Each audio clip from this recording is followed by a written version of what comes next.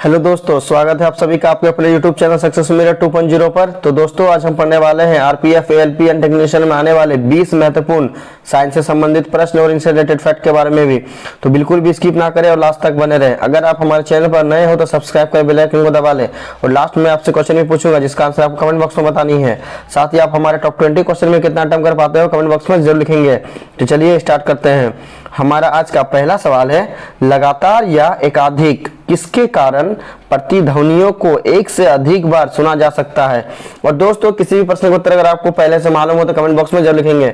तो लगातार या एकाधिक किसके कारण प्रतिध्वनियों को एक से अधिक बार सुना जा सकता है, जिसका सही उत्तर हमारा हो जाएगा ऑप्शन नंबर बी, परावर्तन। परावर्तन के कारण ध्वनियों को एक से अधिक बार सुना जा सकता है। हमारा अगला सवाल है, और दोस्तों आज हम जो आपको टॉप 20 क्वेश्चन बता रहे हैं ये सारे के सारे इंपॉर्टेंट और 100% रियल आपके एग्जाम आरपीएफ एएलपी टेक्नीशियन एवं अदर जिस भी कंपटीशन एग्जाम की आप तैयारी करते हैं उन सभी में आने वाले महत्वपूर्ण प्रश्न हैं। तो सभी प्रश्नों को अच्छे से देखेंगे और उन्हें याद करेंगे। साथ ही दोस्तों लाइक और शेयर जरूर कर दिया करेंगे। और दोस्तों अगर आप हमारे चैनल पर नए हो तो सब्सक्राइब कर बेल आइकन को दबा लेंगे। तो चलिए आगे बढ़ते हैं। हमारा आज का अगला सवाल है, मानव शरीर में कार्टिलेज कहाँ पाया जाता है। तो दोस्तों कार्टिलेज का मतलब होता है उपास्थि, जिस हड्डी को हम लोग मोड़ सकते हैं। तो ये कहाँ पाया जाता है, तो इसका सही उत्तर हमारा हो जाएगा ऑप्शन नंबर बी, नाक। नाक और कान में दोस्तों कार्टिलेज अर्थात उपास्थि पाई जाती है। हमारा अगला सवाल है, और दोस्तों ये प्रीवियस ईयर 2018 में टेक्नीशियन में पूछा गया सवाल है और इसका सही उत्तर आप हमें कमेंट बॉक्स में लिखेंगे। चुंबकीय फलक का एसआई मात्रक क्या है, जिसका सही उत्तर हमारा क्या हो जाएगा option number D, weber. Weber चुंबकीय फलक का एसआई मात्रक है। अगर दोस्तों आपसे एग्जाम में पूछा जाए कि चुंबकीय फलक और इसके साथ क्या दे देगा दोस्तों घनत्व, चुंबकीय फलक के घनत्व का एसआई मात्रक क्या है, तब हमारा हो जाता है टेस्ला हो जाता है दोस्तों। हमारा अगला सवाल है, निम्न में से कौन हृदय पेशियां है, तो इसका सही उत्तर हमारा क्या हो जाएगा ऑप्शन नंबर डी, स्वतः उत्पादित प्रेरणा द्वारा उत्तेजित या रेखित एवं अनैच्छिक पेशियां। स्वतः उत्पादित प्रेरणा द्वारा उत्तेजित या रेखित अनैच्छिक पेशियों को हृदय पेशियां कहा जाता है। हमारा अगला सवाल है, और दोस्तों ये बहुत ही महत्वपूर्ण सवाल है, इसका उत्तर आप हमें कमेंट बॉक्स में बताएंगे। निम्नलिखित में से कौन सा तत्व अपने गुणों में क्षार धातुओं के साथ साथ हेलोजन की तरह व्यवहार करता है, तो इसका सही उत्तर हमारा क्या हो जाएगा option number D, hydrogen. Hydrogen दोस्तों आवर्त सारणी में इसको एक निश्चित स्थान नहीं दिया गया है, इसके कारण यह क्षार धातु के साथ साथ हेलोजन धातु की तरह भी ये व्यवहार करता है। और हेलोजन कौन सा आवर्त सारणी के कौन से समूह में आते हैं दोस्तों, तो 17वें समूह में आते हैं। और अकीय गैस कौन से समूह में आते हैं, 18वें समूह में आते हैं। और क्षार धातु कौन से समूह में आते हैं दोस्तों, तो क्षार धातु हमारा समूह 1 में आता है। हमारा अगला सवाल है, आधुनिक आवर्त सारणी में कौन से समूह तत्वों में पूर्ण बाहरी आवरण होता है। और दोस्तों ये बहुत ही महत्वपूर्ण सवाल है। साथ ही दोस्तों लाइक और शेयर जरूर कर दिया करेंगे। और अगर आप हमारे चैनल पर नए हो तो सब्सक्राइब कर बेल आइकन को दबा लेंगे। अगर आप हमारे साथ दोस्तों लास्ट तक बने जाते हैं तो ये आपके एग्जाम के लिए बहुत ही यूजफुल होगा।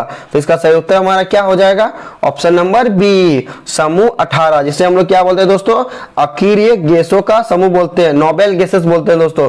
तो आधुनिक आवर्त सारणी में कौन से समूह तत्वों में पूर्ण बाहरी आवरण होता है, तो 18वें समूह के तत्वों में पूर्ण बाहरी आवरण होता है। हमारा अगला सवाल है, स्पंदन गतियां जिन्हें नाड़ी स्पंदन नब्ज कहा जाता है क्यों महसूस होती है, जिसका सही उत्तर हमारा क्या हो जाएगा ऑप्शन नंबर डी, ध्वनियों में प्रवाहित रक्त के कारण स्पंदन गतियां और नाड़ी स्पंदन गतियां की हमें मौजूदगी पता चलती है। हमारा अगला सवाल है, और ये बहुत ही महत्वपूर्ण सवाल है, स्थिर दाब पर किसी गैस के ताप में वृद्धि करने पर उसके आयतन पर क्या प्रभाव पड़ेगा। तो स्थिर दाब पर किसी गैस के ताप में वृद्धि करने पर उसके आयतन पर क्या प्रभाव पड़ेगा, तो इसका सही उत्तर हमारा हो जाएगा ऑप्शन नंबर ए, बढ़ेगा। स्थिर दाब पर किसी गैस के ताप में वृद्धि करने पर उसका आयतन क्या होता है, बढ़ने लगता है। हमारा अगला सवाल है, निम्न में से कौन सा नियम या सिद्धांत एक ही समय पर बल, चुंबकीय क्षेत्र और धारा की दिशा का सही वर्णन करता है, तो इसका सही उत्तर हमारा क्या हो जाएगा, और ये बहुत ही महत्वपूर्ण सवाल है। तो इसका सही उत्तर हमारा हो जाएगा ऑप्शन नंबर ए, फ्लेमिंग के बाएं हाथ का नियम। फ्लेमिंग के वाम हस्त नियम अनुसार दोस्तों यह सिद्धांत हमें एक ही समय पर बल, चुंबकीय क्षेत्र और धारा की दिशा का सही वर्णन करता है। हमारा अगला सवाल है, ऐच्छिक पेशियों के संबंध में निम्न में से कौन सा कथन गलत है। और दोस्तों अभी के एग्जाम में दोस्तों इसी प्रकार स्टेटमेंट वाला सवाल पूछा जाता है। आपको 4 ऑप्शन दिया रहेगा दोस्तों, उसमें हमको छाट के सही उत्तर को बताना पड़ता है कि दोस्तों इसका सही उत्तर क्या होगा। तो हमसे यहाँ क्वेश्चन पूछा गया है ऐच्छिक पेशियों के संबंध में निम्न में से कौन सा कथन गलत है। तो चलिए पहला देखते हैं। ऑप्शन ए में हमारा इन पेशियों को कंकाल पेशियां भी कहा जाता है, ये बिल्कुल दोस्तों सही है। कंकाल पेशियों को दोस्तों हम लोग ऐच्छिक पेशियां कहते हैं दोस्तों, ये कथन बिल्कुल सही है। ऑप्शन बी में है ये ज्यादातर अस्थियों से जुड़ी रहती है, ये भी सही है दोस्तों। ऐच्छिक पेशियों को दोस्तों हम लोग मोड़ सकते हैं और ये ज्यादा पेशियों के साथ या अस्थियों के साथ क्या होती है, जुड़ी होती है, यानी ऑप्शन बी भी हमारा सही है। ऑप्शन सी में है इन मांसपेशियों में क्रमवार हल्की और गहरी पट्टियां दिखाई देती है, ये भी दोस्तों हमारा सही है। ऑप्शन डी है हमारा कोशिका लंबी, बेलनाकार और अशाखित और एकत्रित होती है, ये बिल्कुल गलत है दोस्तों। कोशिकाएं लंबी और बेलनाकार नहीं होती है, साथ ही दोस्तों ये अशाखित और एकत्रित नहीं होती है, यानी ऑप्शन डी हमारा सही उत्तर हो जाएगा। ऐच्छिक पेशियों के संबंध में ऑप्शन डी का कथन हमारा क्या है दोस्तों, ये गलत है। हमारा अगला सवाल है द्रव में आंशिक या पूर्णतः डूबे हुए किसी ठोस द्वारा प्राप्त उछाल की मात्रा निम्नलिखित में से किस पर निर्भर करती है। और इसका सही उत्तर आप हमें कमेंट बॉक्स में लिखेंगे। साथ ही दोस्तों लाइक और शेयर जरूर कर दिया करेंगे। जो भी हमारे चैनल पर नए हो सब्सक्राइब कर बेल आइकन को दबा लेंगे। तो इसका सही उत्तर हमारा क्या हो जाएगा, ऑप्शन नंबर ए ठोस द्वारा हटाए गए द्रव की मात्रा पर। द्रव में आंशिक या पूर्णतः डूबे हुए किसी ठोस द्वारा प्राप्त उछाल की मात्रा किस पर निर्भर करती है, तो ठोस द्वारा हटाए गए द्रव की मात्रा पर। हमारा अगला सवाल है यदि समान लंबाई और मोटाई वाले टंगस्टन, मैग्नीज और कठोर रबर के तारों पर समान विभवांतर आरोपित किया जाता है तो इस पर क्या प्रभाव पड़ेगा। तो इसका सही उत्तर हमारा क्या हो जाएगा, ऑप्शन नंबर ए टंगस्टन के तार से अधिक धारा प्रवाहित होगी। क्योंकि दोस्तों समान लंबाई और मोटाई वाले टंगस्टन, मैग्नीज और कठोर रबर पर लिया जाता है दोस्तों, और उस पर समान विभवांतर अगर दिया जाता है तो हमारा किस पर अधिकतम धारा प्रवाहित होगी, टंगस्टन पर अधिक धारा प्रवाहित होगी। हमारा अगला सवाल है जीन द्वारा क्या नियंत्रित होता है। तो इसका सही उत्तर क्या हो जाएगा हमारा, ऑप्शन नंबर सी प्रोटीन संश्लेषण व आनुवांशिकता दोनों। जीन द्वारा प्रोटीन संश्लेषण और आनुवांशिकता दोनों को नियंत्रित किया जाता है। हमारा अगला सवाल है और दोस्तों ये बहुत ही महत्वपूर्ण सवाल है, इसका सही उत्तर आप हमें कमेंट बॉक्स में लिखेंगे। यदि अभिकारक किसी अभिक्रिया में ऑक्सीजन प्राप्त करता है तो क्या कहा जाता है। तो यदि अभिकारक किसी अभिक्रिया में ऑक्सीजन को प्राप्त करता है तो उसे क्या कहा जाता है। तो इसका सही उत्तर हमारा हो जाएगा ऑप्शन नंबर बी ऑक्सीकरण। ऑक्सीकरण की अभिक्रिया में दोस्तों क्या होता है, हमारा ऑक्सीजन का संयोग होता है। हमारा अगला सवाल है इमल्सीकृत वसा का पाचन किस प्रकार होता है। तो इसका सही उत्तर हमारा क्या हो जाएगा, ऑप्शन नंबर ए लाइपेज द्वारा। लाइपेज द्वारा इमल्सीकृत वसा का पाचन किया जाता है। और दोस्तों आप लोग देख सकते हैं कि ऑप्शन बी में हमारा लाइपेज और हाइड्रोलेज द्वारा। तो दोस्तों ये बिल्कुल ही कंफ्यूजन करने वाला सवाल होता है दोस्तों, ऑप्शन में इस प्रकार का दिया जाता है। लेकिन आपको जो आपको पक्का याद है दोस्तों उसी को पर डटे रहना है दोस्तों, आपको दूसरा ऑप्शन देके घबराना नहीं है। क्योंकि दोस्तों हम लोग सभी जानते हैं कि इमल्सीकृत वसा का पाचन लाइपेज द्वारा होता है और लाइपेज का स्राव कहां से होता है, अग्नाशय के द्वारा होता है। हमारा अगला सवाल है सलबो जिसे मोथ्स कहते हैं और अन्य कीटों को प्रतिकर्षित करने हेतु प्रयुक्त नेफ्थलीन की गोलियां किससे प्राप्त होती है। तो स्लबो और अन्य कीटों को प्रतिकर्षित करने हेतु नेफ्थलीन की गोलियां किससे प्राप्त होती है।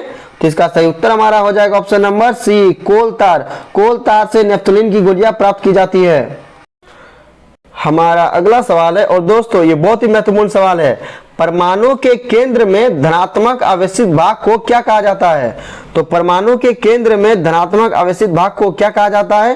तो इसका सही उत्तर हमारा हो जाएगा ऑप्शन नंबर डी नाभिक। नाभिक दोस्तों परमाणु के केंद्र में धनावेशित आवेशित भाग होता है। और दोस्तों नाभिक की खोज किसने की थी, तो नाभिक की खोज रदरफोर्ड ने की थी दोस्तों, ये भी आपको याद रखनी है।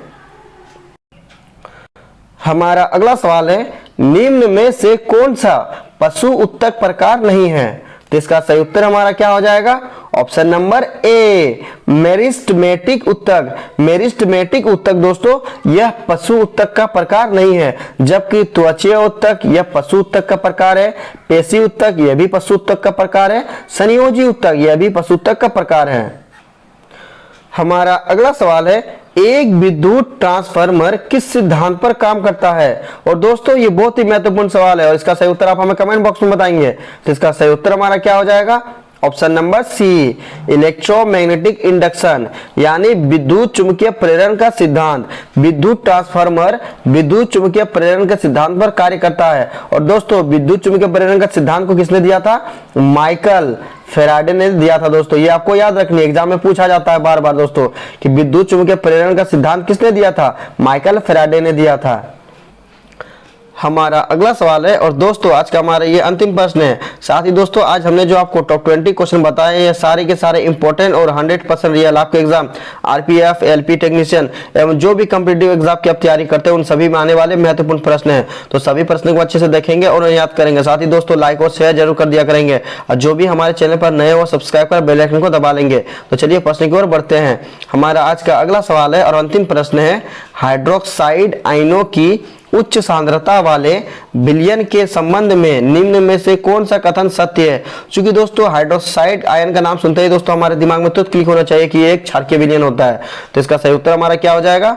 ऑप्शन नंबर ए, विलयन उच्च पीएच मान वाला क्षारकीय विलयन है। क्योंकि दोस्तों हम लोग जानते हैं कि पीएच पैमाने में दोस्तों 0 से 6 तक हमारा दोस्तों एसिड होता है, 7 हमारा दोस्तों क्या होता है? उदासीन होता है और 7.1 से लेकर के दोस्तों 14 तक हमारा क्या होता है दोस्तों? क्षारकीय होता है। चूंकि हाइड्रोक्साइड आयन बोला है दोस्तों तो सबसे ज्यादा हाइड्रोक्साइड में ही दोस्तों क्या होता है? इसका पीएच मान होता है, यानी ये उच्च अम्लीय उच्च क्षारकीय सांद्रता है दोस्तों। ऑप्शन नंबर ए हमारा इसका क्या होता है? सही उत्तर हो जाएगा। अब लास्ट वीडियो के क्वेश्चन का आंसर। लास्ट वीडियो में मैंने आपसे क्वेश्चन पूछा था कि निम्नलिखित में से कौन सा हार्मोन कोशिका विभाजन से संबंधित है? और इसका सही उत्तर ऑप्शन नंबर डी था, साइटोकाइनिन। साइटोकाइनिन कोशिका के विभाजन से संबंधित है और लगभग सभी स्टूडेंट्स का सही जवाब दिया था और मोस्टली स्ट्रेस के बारे में डिटेल्स में लिखा। तो मैं आपको फिर बोलूंगा कि क्वेश्चन के बारे में आपको जितना ज्यादा से ज्यादा पता उन्हें आप लिखा करो, क्योंकि जो चीजें आप लिख देते हो उन्हें आप कभी नहीं भूलते हो। अब आपके लिए आज का सवाल है, निम्नलिखित में से कौन से मानव शरीर में सूक्ष्म खनिज है? 4 ऑप्शन दिया गया है, सही उत्तर आपको कमेंट बॉक्स में बतानी है। साथ ही आप हमारे टॉप 20 क्वेश्चन में कितना अटेम्प्ट कर पाए कमेंट बॉक्स में जरूर लिखेंगे और दोस्तों लाइक और शेयर जरूर कर दिया करेंगे। जो भी हमारे चैनल पर नए हो सब्सक्राइब कर बेल आइकन को दबा लेंगे। तो चलिए दोस्तों मिलते हैं नेक्स्ट वीडियो में, तब तक के लिए बाय बाय, टेक केयर।